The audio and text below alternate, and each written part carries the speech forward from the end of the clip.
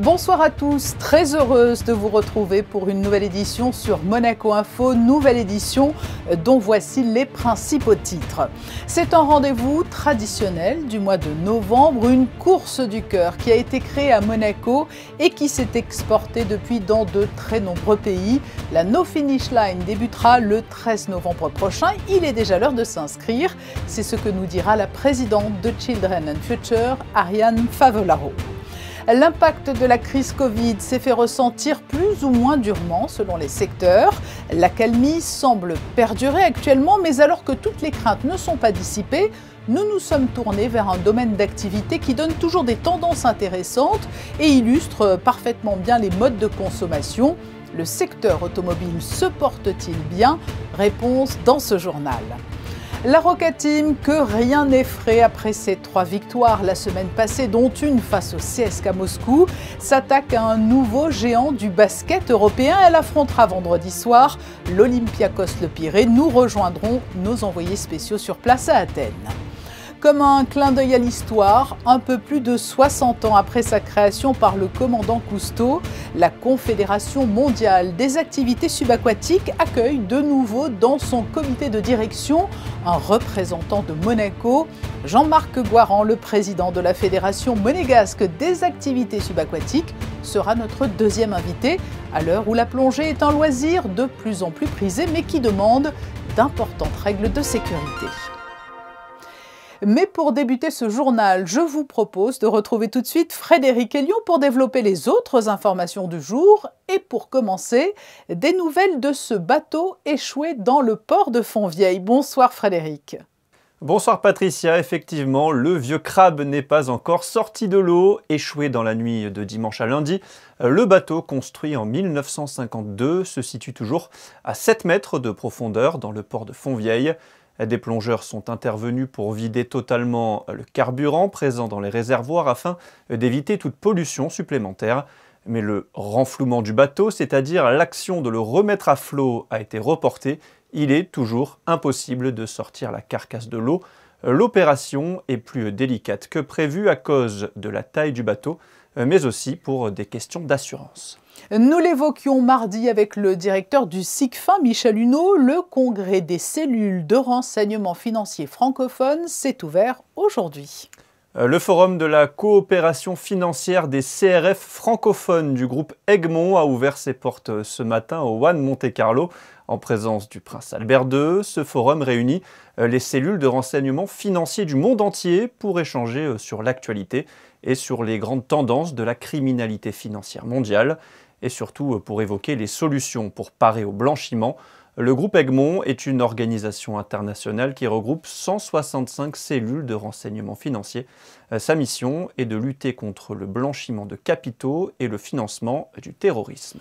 Le gouvernement reconduit, Frédéric, l'opération Carlo pour la fin de l'année. C'est un petit peu Noël avant l'heure, Patricia, puisque l'opération des bons cadeaux à dépenser via l'application Carlo est reconduite. Le dispositif avait rencontré un vif succès auprès des bénéficiaires de primes, environ 10 000 fonctionnaires et agents de l'État, ainsi qu'auprès des 317 commerçants partenaires.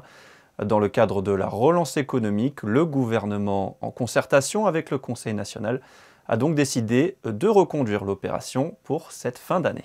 Et enfin, cette information portant sur les nouveaux passeports monégasques. Oui, Diane Vachon, consul général honoraire de Monaco à Montréal et représentant permanent de la principauté auprès de l'Organisation de l'aviation civile internationale, a remis officiellement au siège de l'organisation à Montréal les spécimens des nouveaux passeports monégasques au directeur du transport aérien Mohamed Khalifa Rama. L'OACI est chargé d'établir le cadre réglementaire mondial de la sécurité de l'aviation civile internationale. Merci Frédéric, nous vous retrouverons dans quelques minutes, mais place maintenant à une opération sportive, mais prioritairement caritative.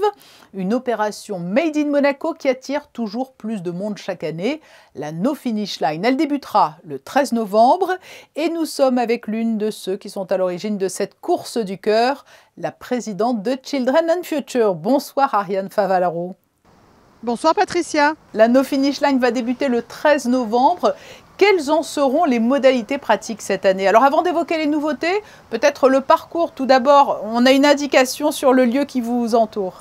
Oui, le parcours c'est pratiquement le même qu'il y a 2 ans. On a juste raccourci un petit peu la digue, mais le parcours reste à l'identique. On reste sur Fontvieille parce que bon, c'est vrai, c'est un lieu qui est aimé de tout le monde et qui est très pratique à la fois pour installer notre ravitaillement, nos sponsors. Et puis donc, comme chaque année, des petites touches de nouveauté. Et il y en aura cette année encore. Oui, des petites touches de nouveauté, surtout cette année. La grande nouveauté, c'est que nous avons un format hybride. Beaucoup de personnes ont apprécié de pouvoir courir ou marcher avec l'application un peu partout dans le monde sans être forcément sur le circuit. Et forcément, bien évidemment, cela impacte les résultats, donc on s'en félicite.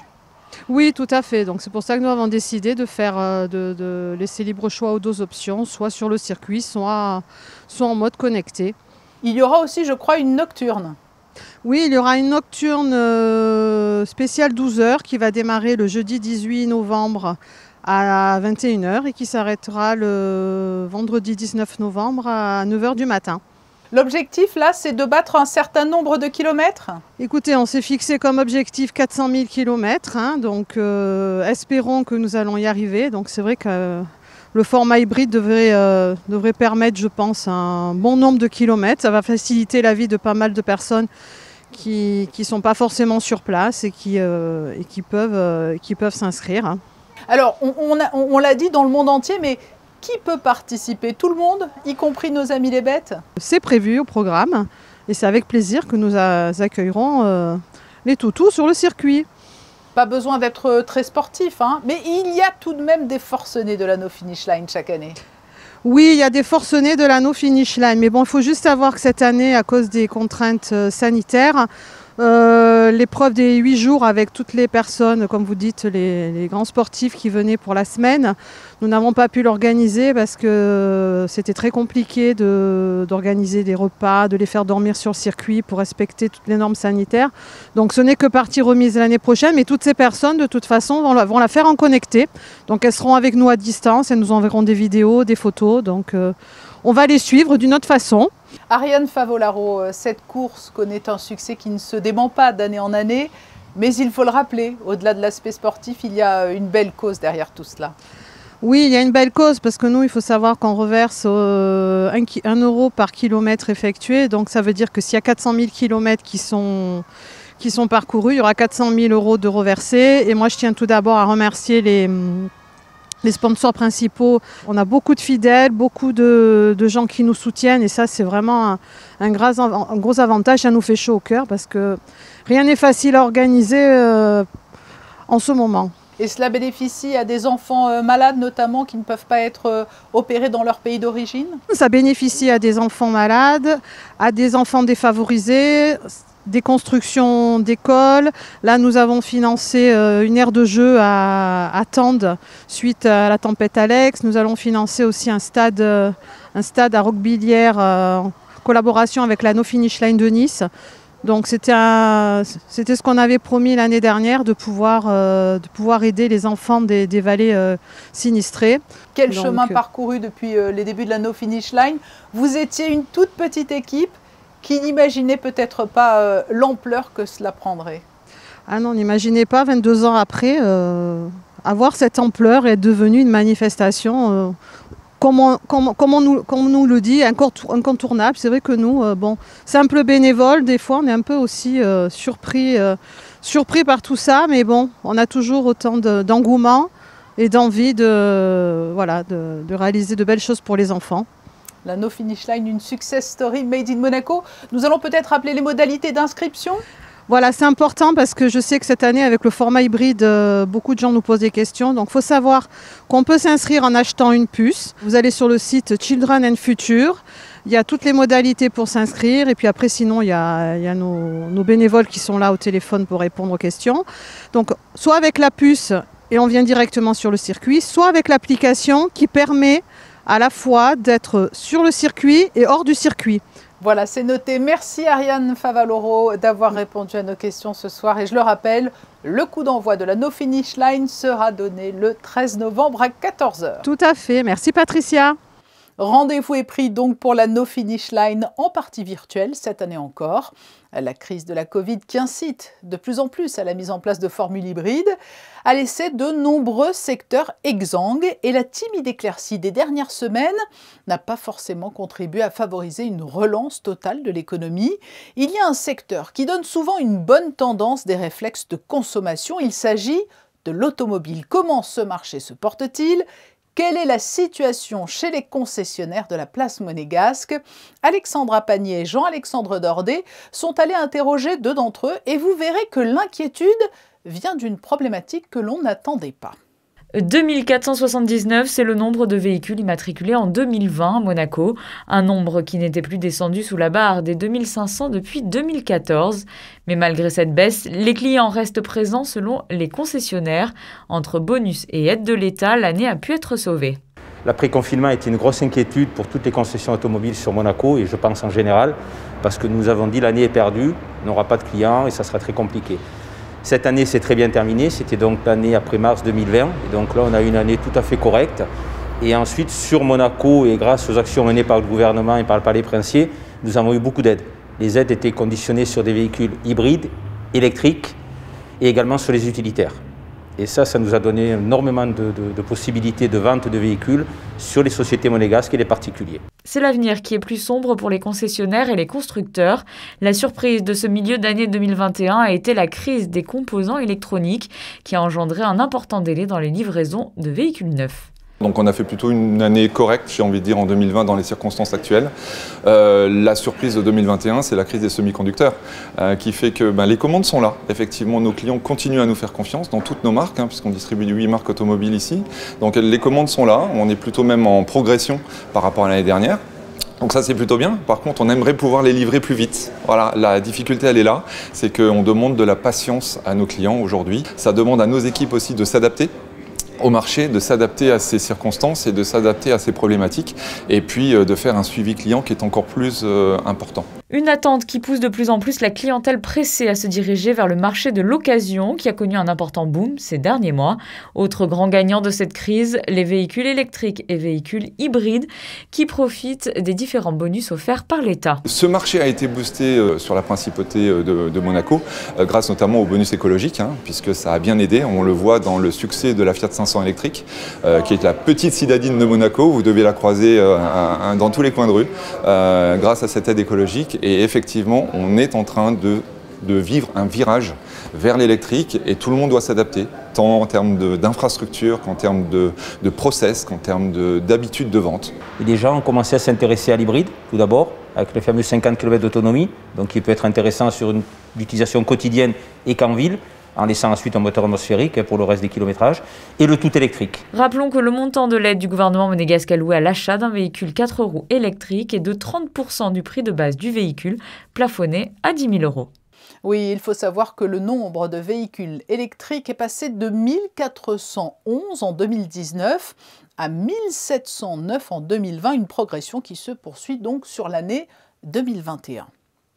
Frédéric Aignan est de retour avec cet appel à la solidarité émanant de l'association Semeurs d'Espoir. Nous vous parlions dans notre édition de lundi de la collecte alimentaire organisée les 4, 5 et 6 novembre de 8h30 à 19h au Carrefour Fontvieille. L'association Semeurs d'Espoir relance une autre opération solidaire en partenariat avec Carrefour Monaco.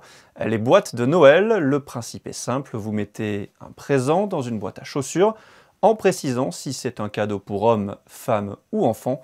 Il vous suffira ensuite de déposer la boîte dans un grand carton installé à l'entrée de Carrefour. L'association Semeurs d'Espoir se chargera de la distribution. On vient de l'apprendre, le salon Magic est une nouvelle fois reporté, Frédéric. Sur leur page Facebook, les organisateurs du Magic, le grand rendez-vous dédié à la pop culture japonaise en principauté, ont annoncé un nouveau report de l'événement, en cause l'évolution de la situation sanitaire, avec notamment la venue de prestigieux invités japonais ou cosplayers en principauté. Rendez-vous les 25 et 26 février 2023 pour un nouveau Magic. Et puis cette information concernant le 19e Golden Foot Award. Qui succédera à Cristiano Ronaldo, récompensé en 2020? Les votes pour le 19e Golden Foot Award sont clos, Patricia. Les 10 nominés cette année, Lionel Messi, Robert Lewandowski, Giorgio Chiellini, Neymar, Mohamed Salah, Sergio Ramos, Sergio Agüero, Gérard Piqué, Karim Benzema et Romelu Lukaku. La cérémonie aura lieu le 29 novembre à 20 h et le vainqueur laissera ses empreintes sur la fameuse promenade des champions. Sport encore avec, on l'espère, la suite de la campagne victorieuse de la Roca Team après avoir engrangé la semaine dernière 3 succès en 3 rencontres. Les basketteurs monégasques se sont envolés ce matin pour la Grèce où ils vont affronter l'Olympiakos, le Pirée, l'une des équipes de basket européen particulièrement en forme depuis le début de la saison. Yannick Debévert, bonsoir. Vous êtes avec Alexandra Marangoni à l'hôtel qui héberge les joueurs monégasques. Bonsoir Patricia, bonsoir à toutes et à tous. L'équipe est arrivée en fin d'après-midi à son hôtel à Athènes. Elle affronte donc l'Olympiakos ce vendredi soir à 20 h. Le club grec est une référence en Euroleague puisque vainqueur des éditions 2012 et 2013. C'est donc une équipe très physique et très défensive que va affronter la Roca Team. Une équipe d'ailleurs qu'a déjà affronté Will Thomas. Well, they have a new team, new players, kind of the same system, but a team that's going to fight, play with energy, aggressive defensively. You just have to be ready and prepared for it.